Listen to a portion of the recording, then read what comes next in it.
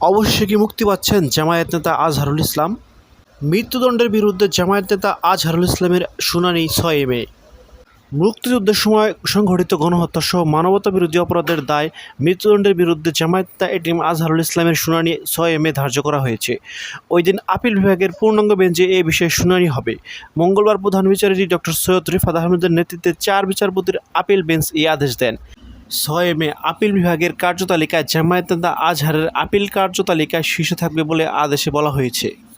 এর আগে এটিএম আজহারের আইনজীবী আবেদনের প্রেক্ষিতে 21 এপ্রিল সুপ্রিম কোর্টের বিচারপতি জুবায়ের রহমানের নেতৃত্বে আপিল বিভাগ শুনানির জন্য মঙ্গলবার দিন ঠিক করেন।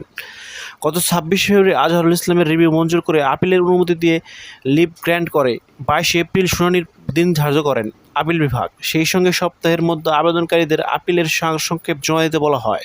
তারপরের 2 সপ্তাহের মধ্যে প্রসিকিউশন পক্ষকে সারসংক্ষেপ জমা দিতে বলে আদালত।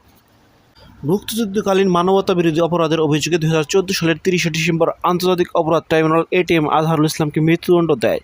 এই রায়ের বিরুদ্ধে আপিল শুনানির পর 2019 সালের 31 অক্টোবর আজহারুল ইসলামের মৃত্যুদণ্ড বহাল রাখেন সুপ্রিম কোর্টের আপিল বিভাগ। পরবর্তীতে আপিল বিভাগের রায় রিভিউ চেয়ে 2020 সালের 19 জুলাই আবেদন করেন এই জামায়াত নেতা।